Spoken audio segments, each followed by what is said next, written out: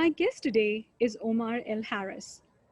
He's the founder and managing partner at The Intent Consulting. He's a motivational speaker, high performance leadership coach, and author of the Servant Leaders Manifesto and Leaderboard, the DNA of high performance teams. He's had a professional career in the pharmaceutical industry for over 20 years, working for companies such as Pfizer, Schering-Plough, Merck, GSK, and Allergan, working in the US, Southeast Asia, Middle East, and Latin America. His why is to empower and inspire the current and next generation of leaders to make a greater impact, not only commercially, but in developing people, enhancing the community, and sustaining the environment. Well, welcome, Omar. Very excited to have you on the vlog today. Thank you, Jenna. How you doing? Good, good. Cool. So Omar, knowing a little bit about you, I'm very impressed by sort of your early life and the early influences that actually led you to make the life choices that you did.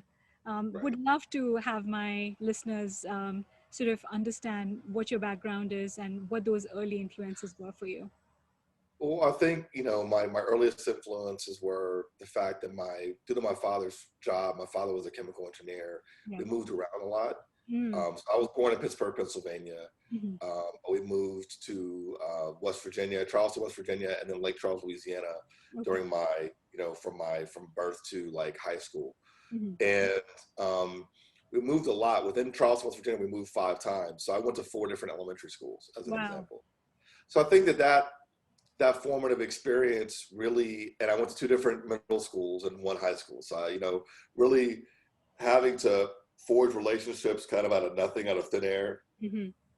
being adaptable, being flexible, being mature. I think you gain a certain level of maturity when you get uprooted and put in different situations Right. as a young person. So I think that was a formative experience as well. And my parents put a lot into me. My mother put a lot into me in terms of reading and emphasis on books. They figured out kind of what I was good at early on from a creative standpoint, and really invested in that aspect of my education. So I was able to really explore the creative writing side, allowed to read as much as I wanted to read. And I think that really kind of helped me build this foundation that I took into, university, and then later on, into the corporate world. Right. You've written a very touching article regarding the lessons that you've learned from your mom. Could you talk a little bit about the life that she had and the principles and the ideals that she'd instilled in you and your siblings? Well, definitely. My mother, she passed April 17th of this year, so it's I'm still very sorry to recent. hear that.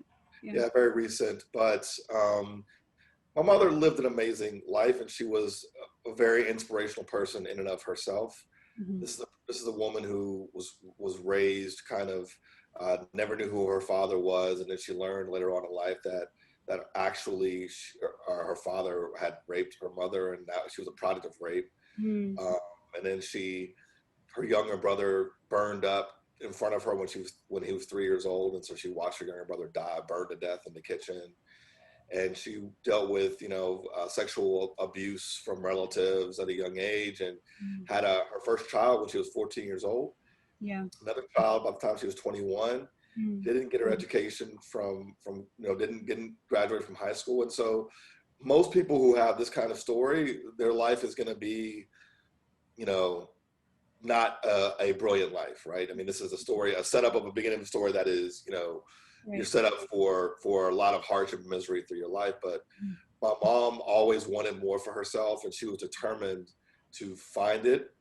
So when she married my father, she started going back to school. She got her GED first, and she got her bachelor's degree, and then she actually got her master's degree before I got my master's degree. So she just went to school. I was so impressed to read that. I was very impressed by her journey.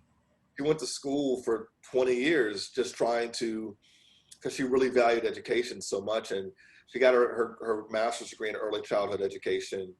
And because her whole thing was, she was a social worker when I was growing up. She was always serving the community. And I think that's kind of where I get that aspect of myself from, is always looking at people who are less fortunate and how you can improve their lives. And then, you know, she was really focused on children, because she's listening, you know, the formative years of a child. This is where you can put all the stuff in them that makes them a great kind of human being. And so she was really focused on that as her passion and her why in her later stages of years. So I think that, you know, when I think about my mother, I think about someone who, first of all, overcame significant odds. Yeah.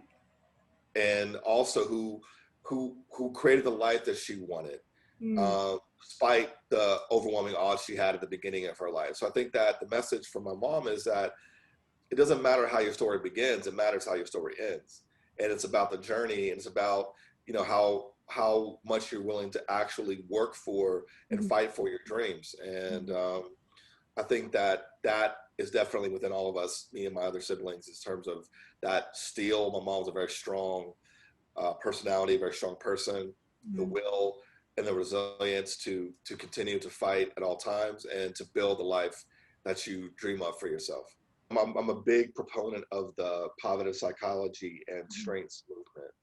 And when you study strengths, and if you don't know about this, this is basically something that was created by Donald O. Clifton, who was the former CEO of Gallup back in the 60s, when everyone else was trying to figure out, you know, what was wrong with people. He decided to flip the script and begin interviewing leaders and executives and successful people, trying to figure out what made them effective and made them special and different.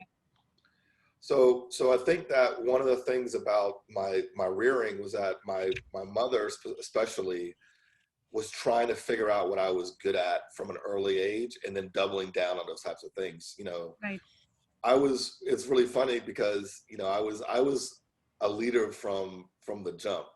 I can recall being 5 years old, and in the summertime, all the boys from the neighborhood coming to my door to figure out what the plan was for the day. Right. This is like a 5-year-old trying to direct people's traffic. Like I started my first business when I was 7, and I organized Early entrepreneurship. Yeah, so I was, you know, really just from the jump was a little bit different, a little bit disruptive. My brain worked a little bit differently. My mom encouraged that thought process. She encouraged me to think differently, to question, to be curious, to read a lot. And I think that really has, you know, kind of built that foundation in me. But when I later discovered, you know, the Clifton Strengths Finder and took my assessment and learned what made me unique, it wasn't that shocking to me, because I had already connected with that, and my mother had already highlighted that about me kind of like my entire life. So I was always thrust in these weird leadership positions. And I remember in 1988, when George H.W. Bush was running for president, and Jesse Jackson had ran for president for the first time in the United States. I participated in a mock election as a 5th grader, and I won. So Jesse Jackson beat George H.W. Bush in the election in Charleston, West Virginia, for president of the United States, if you can believe that. So you know, but I wouldn't. These kind of moments are very funny to me, but it's just highlights that whatever you have is in you from the beginning.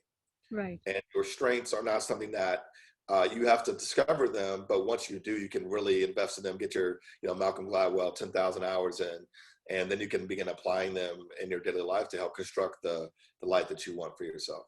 Any advice for sort of youngsters, so early teens or, you know, pre-teens on and their parents about how they should be approaching building strengths from early? Yeah, what I would say is, I mean, you don't need an assessment from Gallup to tell you what you're good at. What you need is you need to be paying attention and be present in the moments when you're doing an activity and it feels natural, one, and it feels good, two. So those are the things you need to start, you know, writing down. You know, when I do this, it feels easy to me. Yeah. And it may not be so easy to everyone else around me.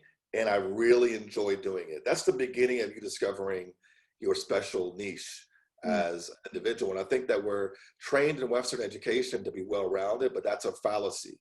Hmm. I think that trying to be well-rounded is trying to be, an inch deep and a mile wide, and you're never going to be exceptional at anything.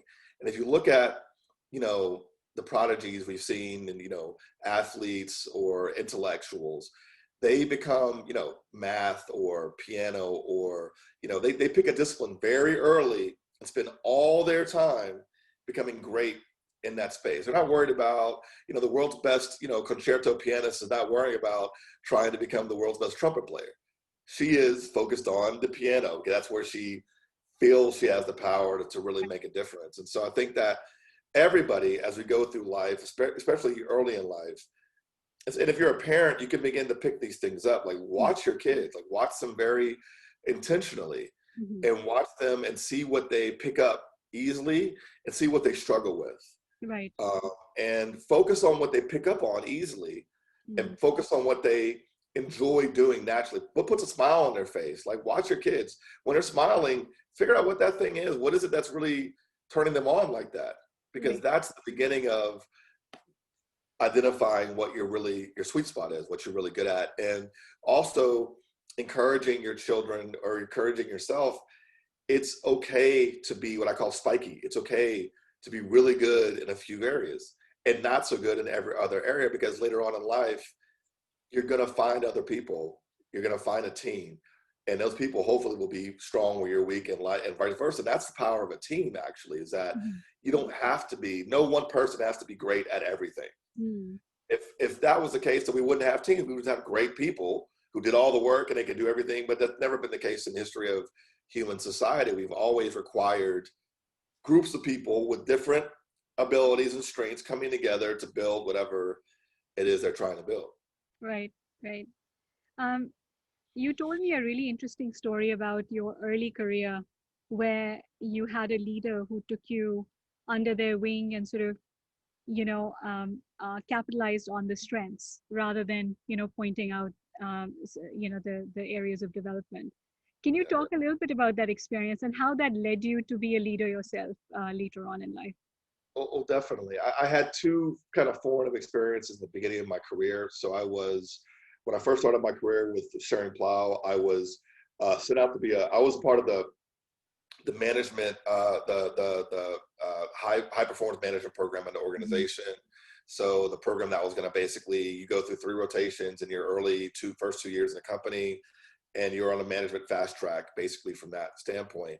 So I came in on that fast track.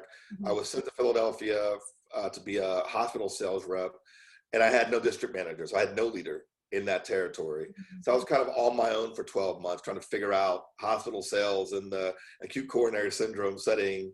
Um, and it was very challenging, but I figured my way through that experience. And then I came into the home office Mhm. for a market research rotation, and that's when I really encountered my first. I wouldn't call her a toxic leader, but I'd call her a challenging, a traditional top-down leader. Mhm. So the kind of person who's like, listen, everybody has to pay their dues in order to move up the ranks. And so basically, I paid my dues, you have to pay your dues, and the dues are these. Mhm. Rather than trying to look at the person and say, listen, what is this person good at? Where are they talented? How can I best use this individual? It's more like, this is a structured development program that everybody's going to go through, regardless of who they are, where they come from, and what they're good at, or what they're not good at. So, I was being, paid very well. And I came in, and I was actually, my job was to proofread stacks of PowerPoint presentations for medical legal review. So in Not the pharmaceutical, most exciting job, huh, Omar? not the most exciting job, and I'm getting paid, 6 figures to do this job, and also to send thank you letters to doctors after medical education programs. That was my whole day. And I did this for 3 months, and I was losing my mind, and I wasn't good at it because I didn't really care. And when it came time for my third rotation, this particular individual told the future hiring manager that I was worthless, basically, and that I should not be continuing in the company. Wow. Basically stated that, he can't if he can't proofread PowerPoint presentations, he can't be a product manager. Luckily, that manager It was like, I will make my own opinion about this individual. I have another series of references about his abilities, and I'm going to take that on board versus what you're saying about, PowerPoint presentations and, and notes. And luckily he did that and gave me a chance, and he was very clear about his expectations right up front. But right from the beginning, he empowered me. He gave me a wide field to kind of run in. And when I was doing things well, he would highlight those things and say, listen, let's do more of this. I want to see you doing more of that. So he was always highlighting areas where he saw me being brilliant. Yeah. And making me feel good about that and reinforcing those areas. Now, he of course gave coaching feedback about areas where, I needed to mitigate and to, potential derailers, and we all have them. And the point of strengths philosophy is not to ignore your weaknesses. It's just, how do you develop your weaknesses? Well, you develop them by feedback, by paying attention, and by being mindful of them. Mm-hmm. Most of them are personality things. Most of your derailers are personality ticks. Right. I call them. Yeah. They're not actually things that are work related. They're more about like how you go about doing things, or how you communicate or not communicate, or how you interact with other people, or your level of emotional intelligence. These are the derailers that we look at. But you can invest all your time in derailers and you're not going to become brilliant at anything. And so they sent me to courses in areas where I was already strong. Strategic thinking. I went to a Socratic method thinking class, and it was brilliant. I got so much out of that, and learned speaking with diplomacy and tact. I got a lot out of that. So I was developing in areas where I was already, had some proclivity, and my development took off. Really, I went from associate product manager to senior director of marketing in 5 years. I was very young. I was the youngest director of marketing in my entire company. I was the youngest senior director of marketing in my entire company when I achieved that level. I was 31, and the closest person in age to me was 42. Yeah. And it was really because of this investment in what I was good at, and really putting me in my strength zone and allowing me to be brilliant at what I already did, as opposed to spending years trying to beat out the things that were bad about me, which is what happens in corporations. Your first 5 years is just like, okay, fall in line and become this kind of person, get within the machine, and then we'll groom you for future greatness. But my first 5 years was, let's throw this guy to the deep end. Let's see what he can't do. Right. From a performance standpoint. Yeah. And we love the way he gets things done. So we're gonna enhance that, and we're going to encourage that. Right. Right. Now, you traveled to different parts of the world. You've lived in the Middle East. You've lived in Southeast Asia, in the US. Talk a little bit about the cultural nuances that you saw that impact a leader as they're going through these regional changes.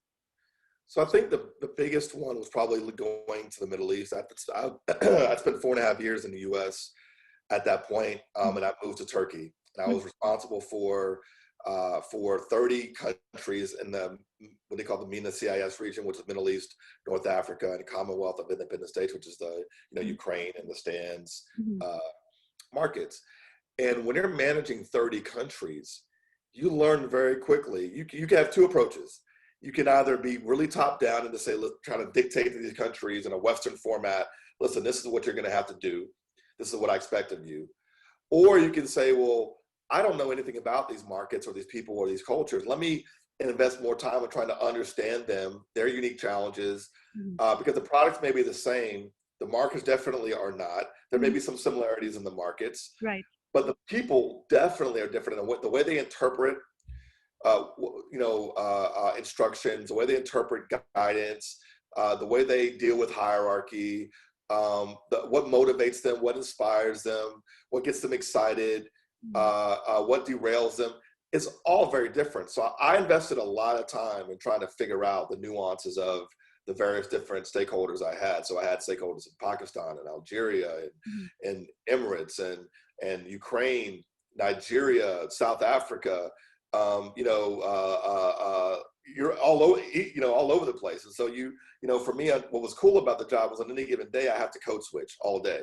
Right. So depending on who I'm talking to, the Turkish people, depending on who I'm talking to, I'm code switching all day. And I'm trying to be the one who's adapting to the culture of the person that I'm talking to the most in order to connect and to influence. Because, you know, when you don't have direct reports, which I didn't have, I had 2 direct reports in that job, and I'm managing product managers, probably a cadre of 50 product managers around these countries.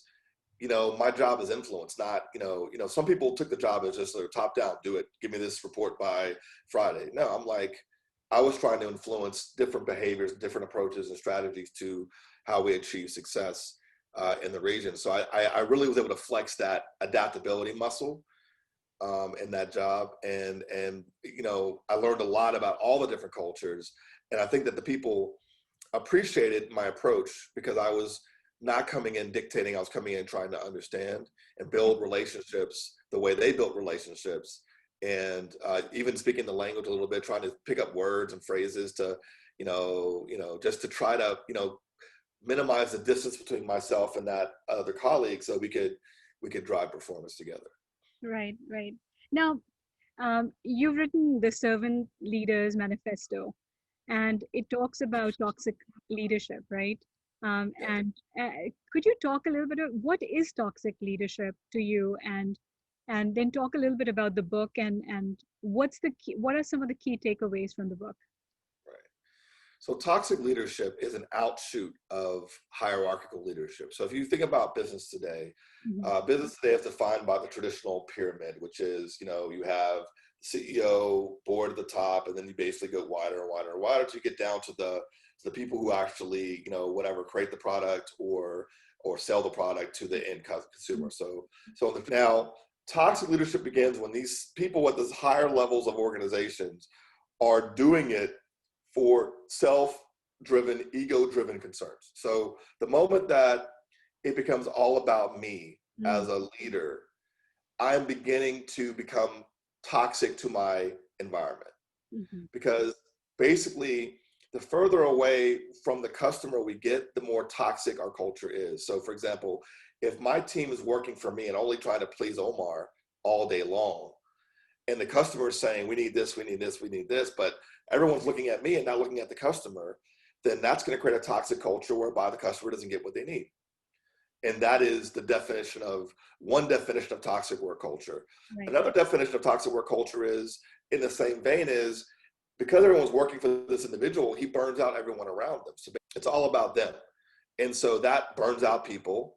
It turns them off. They become disengaged, and they, they can't bring their best to work every day. I probably have mirrored some of the roles that you've done across pharma industry. And one of the things I realize is that the amount of work which is in the system, right? So the amount of work being done is not directly proportional to the impact of that work.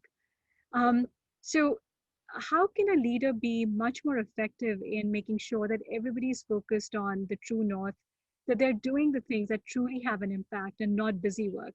Because you were talking about the fact that people may not have work-life balance, that they're coming in and they feel like they're stretched to the max, right? And right now with COVID, that people are getting on TCs, especially in global jobs, very early in the morning, very late at nights. So how do you manage that as a leader while being very empowering at the same time? So I think the first thing is, what are we doing? So what is the work about? I found that when the work relates to creating value for the customer, that people will do the work because they're in it for that particular purpose. When the work involves trying to make somebody look good, or it's just really just like reporting or busy work, which is like, I'm trying to, somebody above me wants visibility into this thing. And the easiest way to give them visibility is to, spend hours building PowerPoint or sending them Excel files or doing, these analysis. And I'm not saying that's wrong. I'm thinking that they have to be involved. But if the entire job is just trying to give someone visibility into what you're doing, then you're not doing anything. All you're doing is giving them visibility into what you're not doing versus what you're actually doing. So for me, like, for example, when I became general manager in Indonesia, I made a concerted effort to be in the field twice a month. And why did I spend so much time in the field? And my team had never experienced a general manager who was in the field that much. They were just like, we've never even seen a GM before be out in the field and go across the many islands of Indonesia the way I did. And I said, listen, guys, first of all, I work for you. You may not believe it or not, but I'm here to support you. So whatever are your concern, whatever preventing you from convincing or helping doctors make the right choices around products for their patients, that's the most important thing that we're working on as a company. So not some, not my presentation to my boss coming up in 2 weeks, not, whatever's going on globally in the organization. What's most important is when you're in front of that customer, do you have everything you need? And are you empowered and are you confident to make your best presentation possible? Mm-hmm. And so I dedicated myself and my organization to that task, so that the work that we did was let's say 75% of the time was related to that. Right. There's always going to be a busy work. And then we would talk about the rest of the work and say, all right, what's value adding? So what is customer focused work and what is not? So we always have that stop, start, continue conversation. So I think that as a leader, not just once a year, not just during business planning, you should do it probably quarterly. Mm-hmm. What should we stop doing that's not adding value? What should we start doing because we need to really ramp up something? And what can we continue doing that's actually working? And always having that what's working well, what's not conversation related to the mission of adding value to the end consumer. Everybody can get along. I think everybody can get on with that. Everybody can jive with that. But when they know that the work is really just to make you look good, and that's their whole existence, is making you look good, that's soul sucking. That's not interesting. Yeah, That's not I compelling. agree with you. Yeah. I didn't go to college for 4 years and rack up $60,000 of debt to make some person I didn't never met, get them promoted. That's kind of, but we live in a society where this is acceptable. Like, this is the world we live in. Right. And it's really unfortunate. Yeah. No, I think one of the things I did when I was in Taipei as a general manager was really PowerPoint is sort of not my most favorite mode of communication. So we had whiteboards everywhere, and we would Yeah. just draw on the whiteboards, take pictures, and send to one another. Because all you needed to do was the person who was going to do the work to really own it, right? And to know Yeah. why they were doing it and what value add it was going to bring. And then the senior leadership team was there to support that whole effort, right? And to make sure that there were no barriers in the way. So certainly from my perspective, what you're saying is absolutely right. Take the busy work out.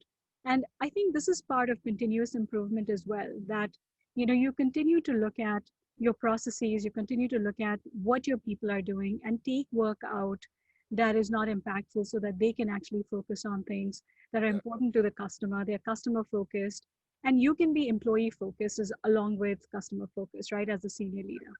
Another example is I remember when we rolled out all the multi-channel and digital ways of working, and I found out just in a sidebar conversation that basically marketers were spending 4 hours at night trying to just approve promotional materials through Zinc, which is our system we utilize to approve materials, because the Wi-Fi was too slow at their homes, and they were spending all night long just trying to approve materials. I was like, so this is why and that was the reason they gave why they weren't going to the field.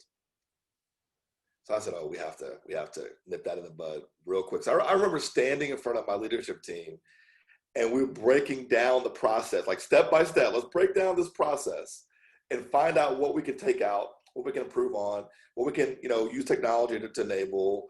And we got it down from like a 4-day approval process to like a 3-hour approval process. Absolutely. And that's the job of a senior leader. That's when you're really making a difference. You're doing the painful stuff to take work out of the system, change the way things are being done, and enhancing lives. So now everybody got like 3.5 days of their life back. They can do other more productive and value-added work. So that's the point. That's what we're supposed to be doing. Omar, what is a servant leader? So a servant leader is the opposite of a toxic leader, in that a servant leader does not boss. A servant leader understands, analyzes, connects, and supports.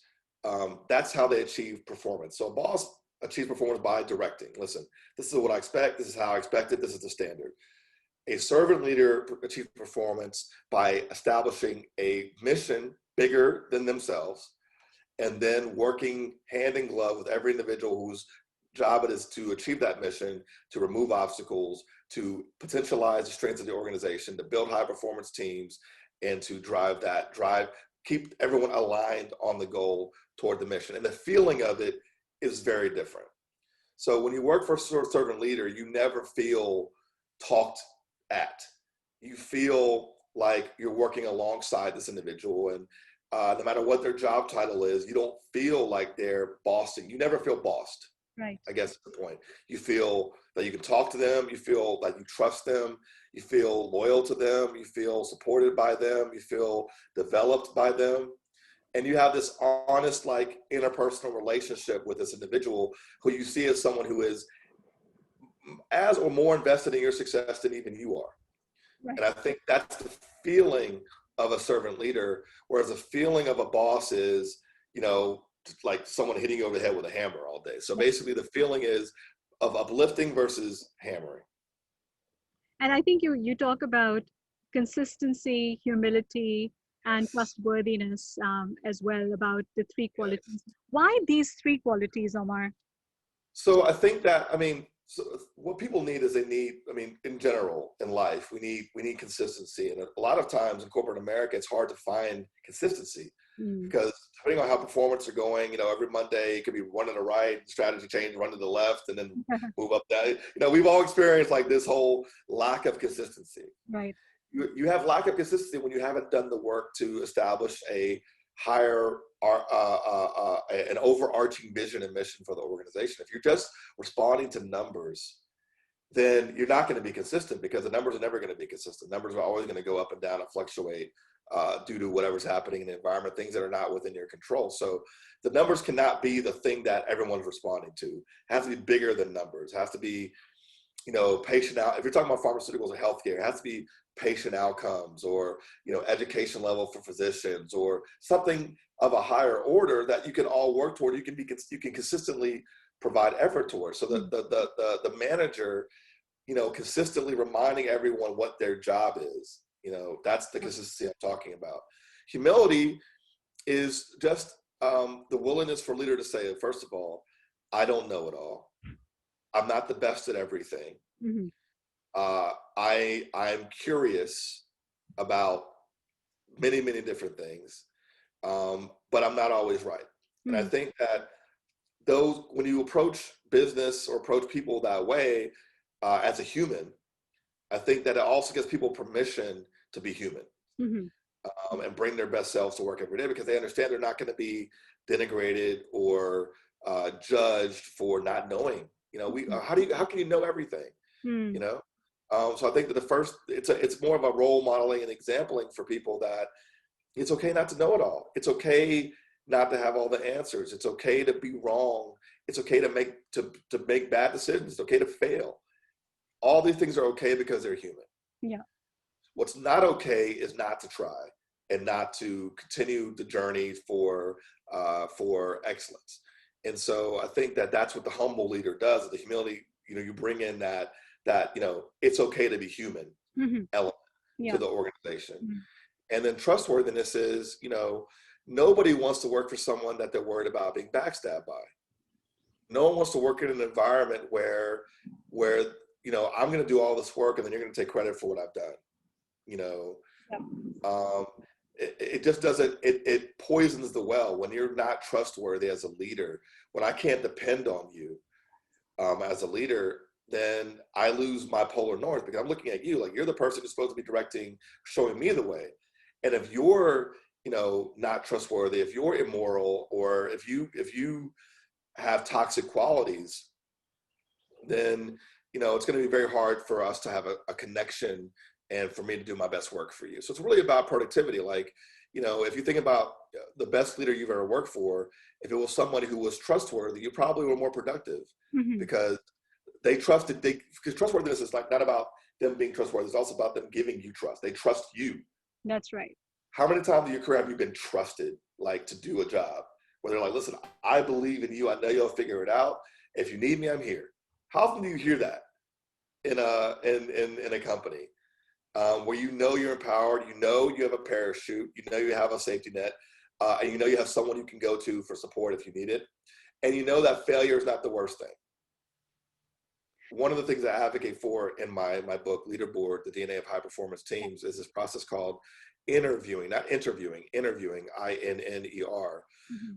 which is the process that I invented when I began onboarding employees or trying to build this trust and connection right from the beginning. It's something you can actually do with your senior manager, or your manager when you first come on board, to try to figure out where these guardrails are, to figure out the boundaries and how you're going to work together, and have a very open and frank conversation about communication styles, strengths, experience, expectations. Having that conversation within the first 30 days of working with a new person is kind of fundamental. It kind of sets the tone, and your manager likely is not going to have that conversation with you. So you kind of need to bring it up. Right. To them, and that kind of at least creates a sandbox for you all to work within. And I'm sure they're going to treat you differently. They'll treat people who haven't had that conversation with them. You started to talk a little bit about the high performance teams and the leaderboard. Yeah. Any other key takeaways from that book? It's an excellent book, and I would highly recommend this one as well as the Servant Leaders Manifesto. But any other takeaways that people could learn from? So I wrote Leaderboard with a specific purpose, which was, in my own career, I've perceived that, we're in the age of teams. We're in the age of collaboration, right? But one of the things that you're not taught in business school, you're not taught in management as you're coming up, is how to be a successful team leader. Mm-hmm. So how do you bring a group of people together around the table, get the most out of everyone there, and really drive performance? So I began trying to figure out theories and processes to kind of make that process happen faster. Right. And so I ended up going back to 1965 and Bruce Tuckman, who wrote the landmark article of development of development sequence of groups, where he talks about, we've all heard this, the forming, storming, norming, and performing. Right. And what I've given you in Leaderboard is literally hacks. So different hacks you can use as a manager to navigate your team through these stages faster than ever before. Scientifically, you're going to go through all four. Mm-hmm. Cannot and you cannot really skip stages. You're Right. going to go. No one likes storming, but you're going to go through storming. The reason why you're going to go through storming is because once you've aligned on what you're trying to achieve, people are always going to have different opinions about how to do it, and they're always going to question the leader because you haven't gained that authority or that trust yet with all the individuals. So until you gain that trust and until you align on the how, you're going to storm. You're going to have the meeting after the meeting syndrome. People are going to question your authority. You're going to have it's going to happen. It happens to every manager who's ever tried to do anything. Yeah. Question is, can you get through it faster? Mm-hmm. And so I think that, Leaderboard gives very specific instructions of some techniques, one of them being a servant leader. Mm-hmm. So that will help you to speed through these processes, get to performing faster than ever before, and stay there. Mm-hmm. So that you can really spend most of your time doing what's most enjoyable about work, which is getting jobs done, excelling, setting best practices, transporting ideas, and enjoying what the work is. So I think that was the intent behind the book and what people are getting out of it today. Great. Omar, what legacy do you want to leave? What do you want to be remembered for? So for me, I think that what I would love to be remembered for is somebody who stood up to the status quo of leadership. Mm-hmm. And made a shift in the status quo. So I think that someone who inspired people to pursue the servant leadership path, even though it's not the easy path. Mm-hmm. If you want people doing high quality work the first time, you should invest in servant leadership principles. So for me, my legacy really is to hopefully inspire more people to take control of their own lives, basically understand their own strengths and unique abilities, and say, listen, I'm good at this. I'm going to build this legacy for myself. And if you are leading others, to really lead with love, lead with service, and be someone who is really inspiring people to be the best version of themselves, versus being in this rat race where, wealth in society is, if you believe in Maslow's hierarchy of needs, what we call wealthy in global society is more food, more clothing, more shelter, more perceived safety, not more connections, not more esteem, and not more self-actualization. That's not wealth. And that's wrong. I mean, that's patently, we're settling for the basis level things when the real good stuff is at the higher levels of the pyramid. So I think that that's really what I want my legacy to be.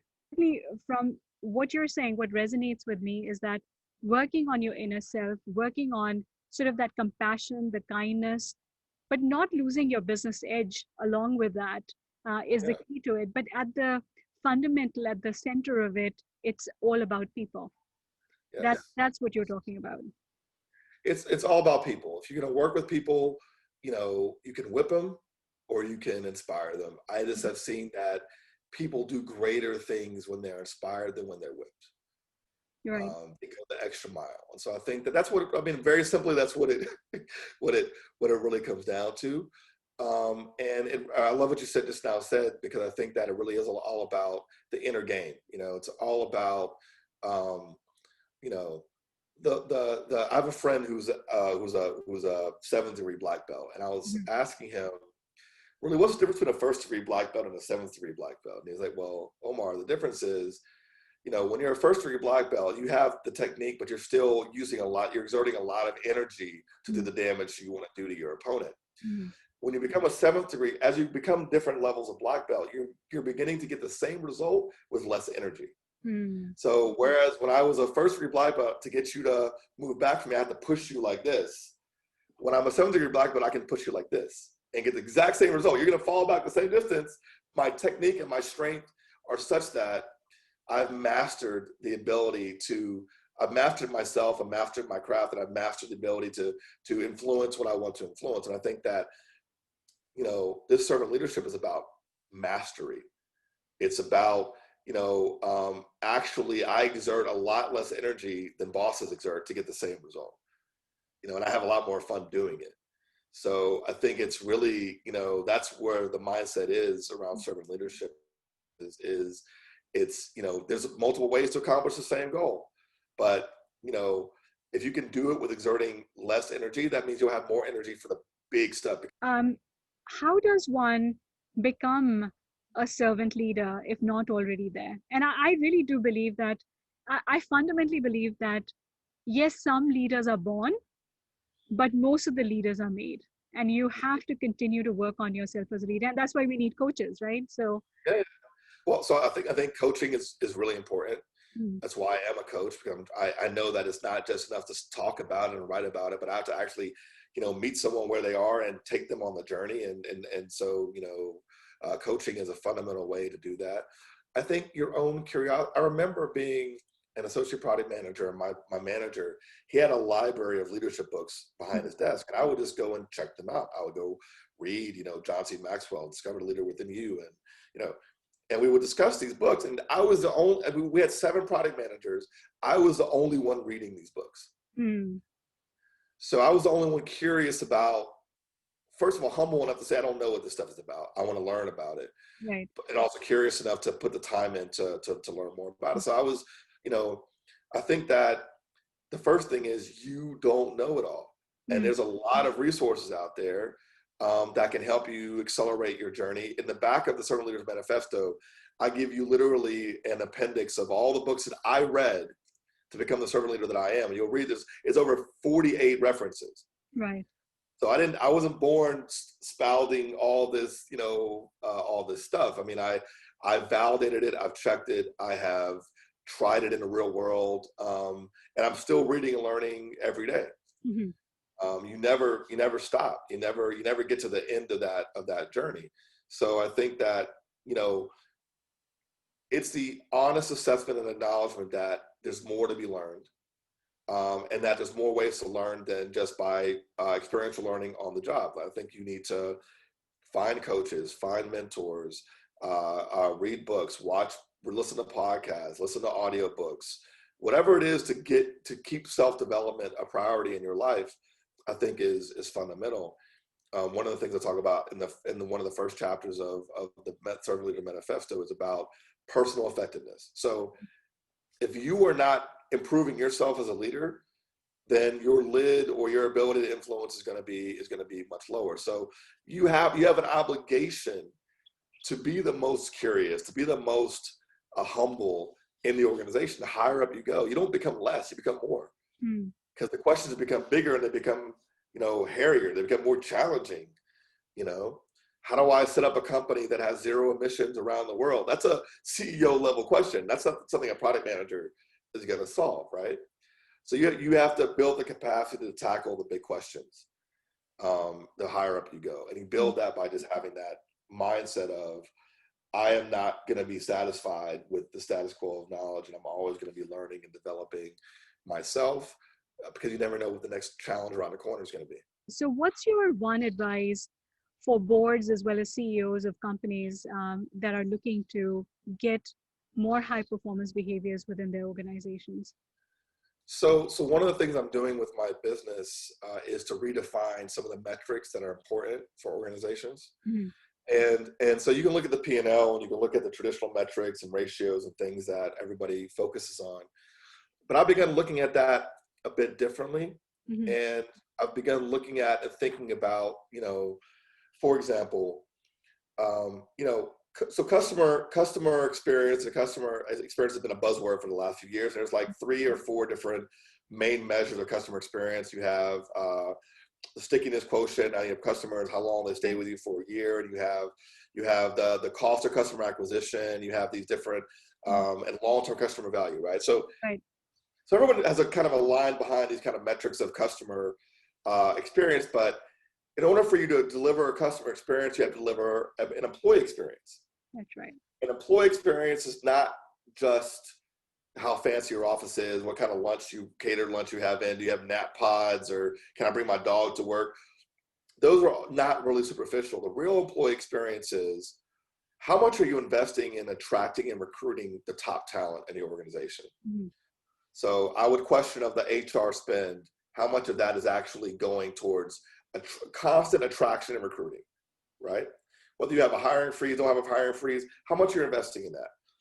Secondarily, how much you're investing in effective onboarding for employees. How many people, if you ask 20 people how good their onboarding was at their company, most people check out right from the beginning because they don't get an onboarding.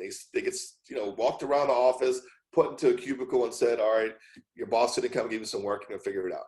Yeah. So I think that onboarding is the next key element of that experience. And the third element of that experience is managerial effectiveness. So what is the consistent investment in your managerial ranks at all levels? Everyone is a manager. So I mean, C-suite all the way down. Anyone who has more than 2 or 3 direct reports should have a constant investment in them from a managerial effectiveness standpoint.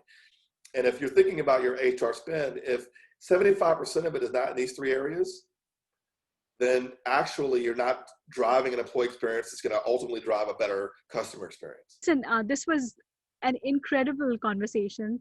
I feel like there is this should not come to an end. We should continue to explore different stories from your past, and of course, also delve a little bit more into your books. But I think the best way to get to know your books is to read them. There is some really nice nuggets and pearls in there for all those that are listening, and would highly recommend both the books. I guess you have a new book coming. I know you're working on something. When can we expect to see it? Not to put any pressure on you, Omar. So yeah, I have the sequel to Leaderboard called Halo, The Mission of High Performance Teams is in development. I hope to have it out by spring of 2021. So that's the goal for that next book. And then we'll just keep putting more titles out there, and because writing is my passion, and trying to connect with and coach those who need coaching. So. Great. Wonderful talking to you. Thanks for coming on the vlog. And thanks for all your insights. It's a wonderful initiative, and thank you very much for the opportunity to chat with you and catch up. And I hope we can do it again sometime. Thank you.